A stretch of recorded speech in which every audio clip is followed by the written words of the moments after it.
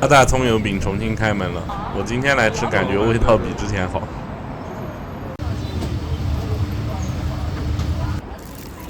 看一看啊，我仔细想了一下，现在这些葱油饼好像我目前吃过的啊，在上海，它现在可以能排个前3的水平，至少。以前绝对不行，以前是垫底的，以前吃真的又湿又软。葱油饼这种东西不是说有啥难度，主要是因为价格太低，然后太辛苦。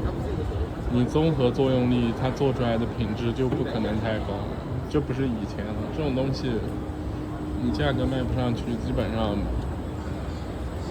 产品效果都不太好。很多店它不好吃葱油饼，主要是因为它那个油反复使用的太多了，而且它就喜欢直接变成油煎饼，因为做着方便图省事。刚吃了那个烧鹅饭，就在旁边。阿大葱油饼直接验证。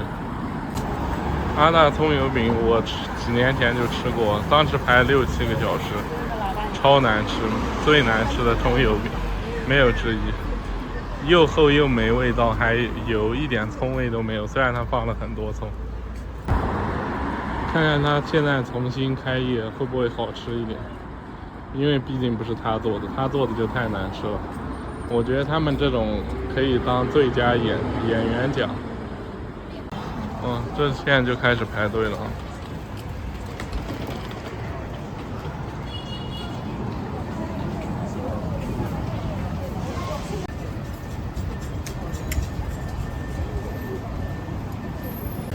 其实按照正常逻辑来说，现在不是老板做了，差评肯定就更多了，因为毕竟没有他在那里演戏。就老板在这，老板就是个广告牌。他今天穿的有点帅，还是之前做饼的时候穿的那个衣服比较像匠人，也是老演员了。以前穿的那套衣服特别破，其实他平时穿的衣服有点品味的。我觉得他以前火主要是因为一个综合作用力导致他火的。我觉得大部分原因是因为他驼着背，而且看着比较辛苦。说真的，看着这锅油飘着饼，我就不想吃了。但是我后面吃了以后，我不得不承认，确实比以前味道好一点。我这人不固执，如果是他有改变的话，我还是以客观为主。我觉得能满分的描述出客观事实才是最牛逼的，而不是坚持自己固有的观点。也不是说多好吃吧，至少比我们拍过的有几家葱油饼味道还是有点明显的，但绝对跟以前的阿大葱油饼不一样。因为以前阿大葱油饼吃过的都知道，那个葱油饼特别厚，而且里面是湿软的，外壳又硬，而且特别油，一咬就一嘴油。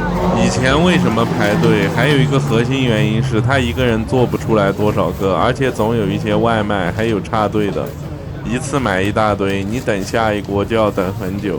其实排队的人也没多少人，只是他生产不出来多少，然后就导致了饥饿营销、饥饿心理，所以很多人就来排队。运气也很重要，主要是天时地利人和，才导致了他以前生意那么好，排队那么严重，吹他是葱油饼的天花板。说实话，10多年前还是有味道可以的葱油饼，10多年前我记得没有那么多油煎饼的，现在是真的很少。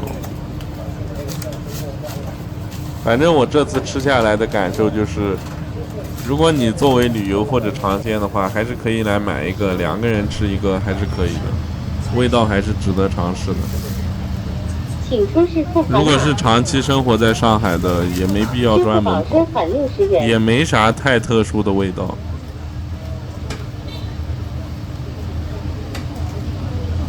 它的价格应该是最贵的了吧，10块一个，而且味道比较工业流水线。你们直接就买家附近刚弄出来的葱油饼就可以了。我这次吃到的2个亮点就是葱油饼的壳，还有就是猪油好像还行。支付宝收款20元。反正这次的结论就是好像还行，但是也不完全行，可以来试试，但别抱太大希望。从制作流程也不可能有太行。看一看啊，长得好像跟几年前有点不太一样吧。反正我以前把它评为上海最难吃的葱油饼，没有之一，看有没有进步啊。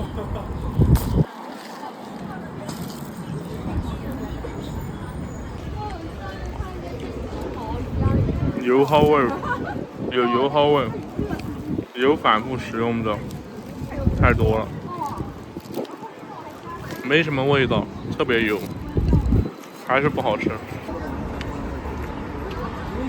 但是它现在的外皮是脆的，以前我记得是湿软的，没什么味道。现在可以进步为不是最难吃的。哇，有的地方巨咸，有的地方没味道。我左边的巨咸，右边没味道，比以前味道稍微好一点。现在不难吃了，也没那么油，也不是湿软的，也没那么厚。这就不是以前的阿大葱油饼，味道马马虎虎吧。吃了一半，我觉得现在味道上来了。就是如果不是那么油的话，现在可能是它这猪油用的还可以，但是它那个香油用的使用率有点高。说实话，现在比以前味道好得多，而且根本不是以前那种湿软又厚的葱油饼，外皮还是挺脆的，可以来试试。只是这种毕竟是油煎饼，也就这样吧。反正我吃了一半，然后不想吃了，因为太多油了，我不太想吃这样的东西。但是说实话啊，比提篮桥那个好吃，然后比以前好吃，绝对不是以前的阿大葱油饼的味道。外皮比较脆，猪油的质量还可以，可以来试试。但是肯定不是最好吃的葱油饼，现在可能也吃不到最好吃的。上次拍那个小扬州，油耗味有点重，主要是油用的不是很好，不太好吃。它现在排前3，核心是它猪油用的还可以，因为它可能也是卖的价格比较贵嘛。但是它又不是特别好，就是它毕竟是个油煎饼，油太多了，直接都飘着呢，完全是就是一点，我觉得做这种东西的态度都没有，就是为了图方便赚钱。